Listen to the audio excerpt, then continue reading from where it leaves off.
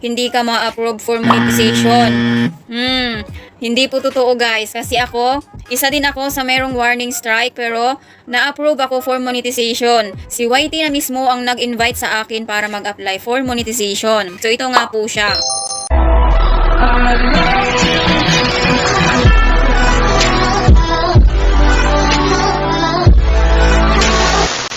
So guys, ito na po yung pinakaasam-asam ng lahat na maging isang certified content creator sa YouTube.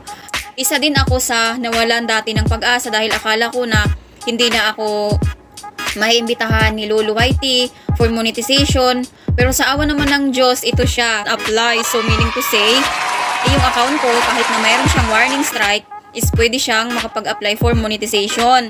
Kasi ito na nga guys, dati kasi, 3 months ago, nagkaroon ako ng community strike sa YouTube. Then, 2 times siya nangyari kasi last year nagkaroon din ako ng strike dahil nga sa mga content na ina-upload ko, na yung mga content na galing sa TikTok, inire-upload ko sa YouTube, which is wrong.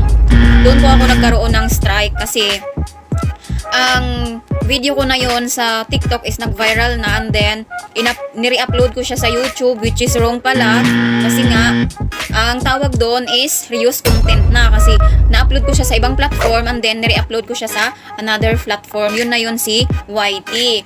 Nakapag-apply na ako for monetization and then finally, yes! Ito siya guys, tadaan! Na-approve ako for monetization guys. Ngayon monetize na ako sa YouTube channel ko guys. Pa-support naman po sa YouTube channel ko, ito sa July Vlog. So pwede nyo rin po ako dyan guys i-subscribe. Ipapakita ko sa inyo guys kung paano ako nag-apply for monetization kahit na meron akong strike sa YouTube channel. Kasi meron akong nakita at meron ding nagsasabi na pag once na meron kang strike sa YouTube is hindi ka ma-approve for monetization. Hindi po totoo guys, kasi ako, isa din ako sa merong warning strike pero na-approve ako for monetization. Si YT na mismo ang nag-invite sa akin para mag-apply for monetization. So ito nga po siya. 3 months ago, nawalan na talaga ako ng pag-asa kasi nga pag once kasi na may strike ka sa YouTube is 3 months ka talagang magdudusa, hindi ka visible sa audience.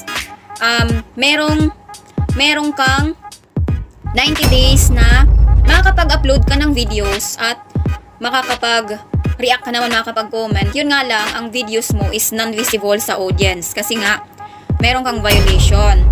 So, ito na lang po ang palatandaan at basihan ninyo na kahit meron pong strike is mamomonetize pa rin po. Ilang years ko siyang inantay. Since 2019, ngayon lang ako na-approve for monetization. Bakit ako tumagal ng ganito katagal? 2019 akong nag-start sa YouTube channel and then ngayong 2023 lang ako na-invite ni Lolo YT. Hindi ko kasi siya guys pinagtutuunan ng pansin ang YouTube kasi nga napakahirap po talaga. Kasi yan po talaga ang napakahirap sa lahat, ang watch hours. Kasi 4,000 watch hours, hindi po biro yun. And then, 1,000 subscribers. Ang hirap po talagang mag-gain ang 1,000 subscribers and then 4,000 watch hour.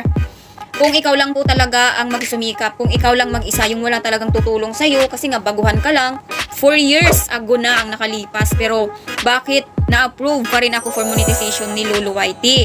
O, diba? Kaya, pag once na mag-apply na kayo for monetization, iba na ang ilalagay ninyo doon. Yung real name na ninyo.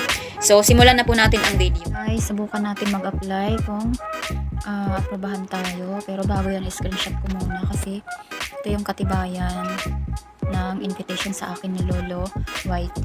Try kong i-apply ito.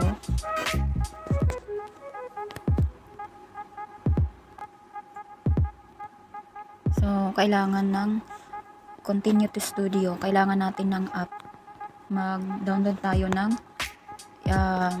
YouTube Studio. Ito yun siya guys. In-install ko kasi yan dahil pagka nag-open ako sa Google, nag-direct siya dito sa YouTube Studio.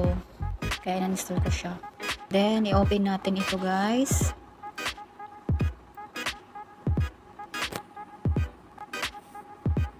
Ganito po guys ang mangyayari kapag meron kayong dalawang account sa YouTube. Ito yung main account ko sa YouTube. And then ito naman yung Ninja account ko sa YouTube. Ito yung pinang-play ko sa mga videos. Then, get started lang tayo. Pinutin lang natin ang arrow sa may kanan. Then, okay na. Get started na. So, pupunta tayo dito sa may dollar sign dito guys. Ayan o, sa may earn. Yung earn. Pindutin natin ang earn. So, as you can see guys, kailangan pang ma-unlock yan.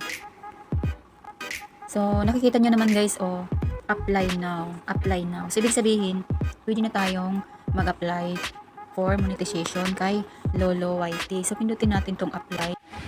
So, ayan guys. Ipindutin lang natin itong watch page ads para ma-unlock natin itong short feeds ads, membership, super chat, then shopping. Then, pindutin natin itong apply. So, ayan guys, napunta tayo dito. Nung napindot ko yung apply, may nakalagay dito na start. Ayan. Pindutin natin ang start. Tapos, napunta tayo dito sa mga rules, regulations ni Lolo YT. So, nasa inyo yung babasahin mo. Ayan. Medyo mahaba-haba kasi to guys kung babasahin pa natin hanggang matapos. So, scroll down lang natin. Then, i-accept lang natin to dito sa may baba. Ayan. Tapos, pindutin natin ang accept term dito sa may kanan. Ayan. So, ayan. Nag-green na siya. Napapansin nyo, nag-done na siya dito sa may taas, sa may katabi ng step 1. Then, dito naman tayo sa step 2. Nakalagay, step 2, you will be redirect to AdSense to complete these tips. Ipindutin natin itong, do you have an existing AdSense account? Select. Ipindutin natin dito ay, no, I don't have existing account. And then guys, pindutin lang natin itong continue.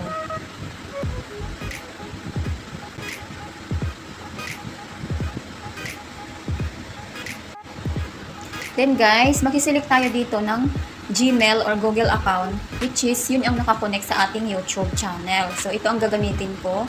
Itong July Cruz. Ito yung naka-connect doon sa aking YouTube para mapunta tayo sa Google AdSense. So, ayan guys, napunta na tayo dito sa Google AdSense. Pipiliin natin itong, yes, send me customized health and performance suggestion. Tapos, dito naman sa select your country or territory, isi-select nyo dyan ang iyong country kung saan kayo nakalocate. So ako, isi-select ko dito ang Philippines kasi uuwi din naman ako sa Pilipinas. Philippines. Tapos, scroll down lang natin. So dito naman sa baba, pipindutin natin yung yes, I have read and accept the agreement. And then guys, pindutin na natin itong create account.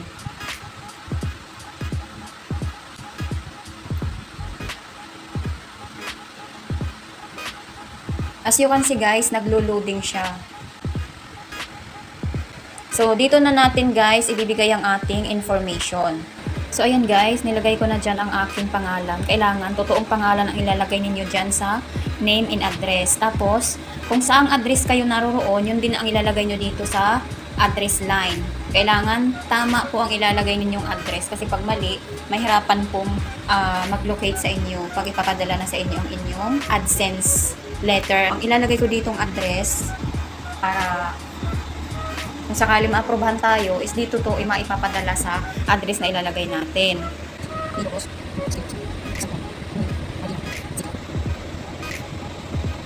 Tapos Town City, Metro Manila. Metro Manila.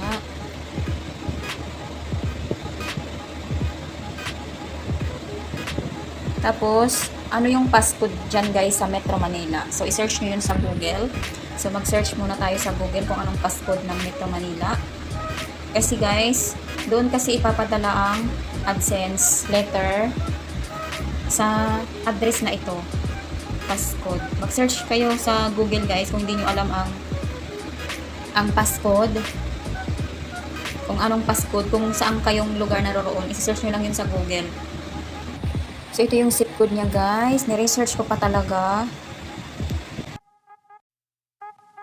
Submit. So, ayan. Nakikita nyo, guys. Napunta siya dito sa redirect. Redirect. Kikita nyo dyan, o redirect.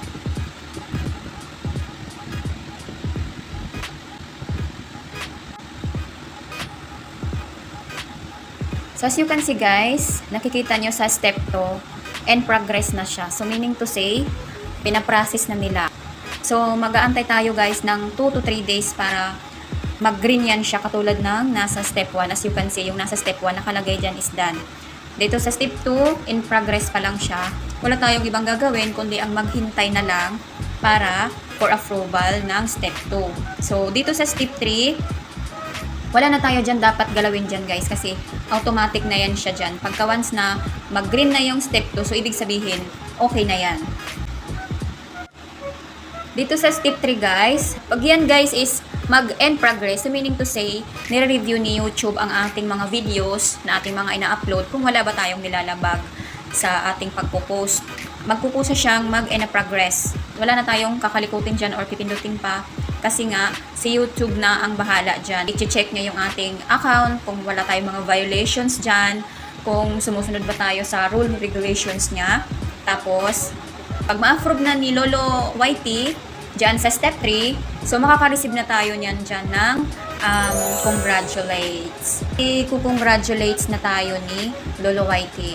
So as of now, wala pa tayo may papakitang congratulations certificate kasi nga on processing pa lang sa step 2. So mag-antay muna tayo within 2 to 3 or 1 weeks. Update na lang ako kung na-approve ba ang aking applying for monetization kay Lolo. So as of now guys, bye-bye. Tomorrow. O, diba? Ganun lang kadali mag-applying for monetization at ganun lang siya kadali at ganun ko lang din siya kadaling nakuha at ganun lang talaga ako kadali na-approve ni Lolo YT. Salamat Lord.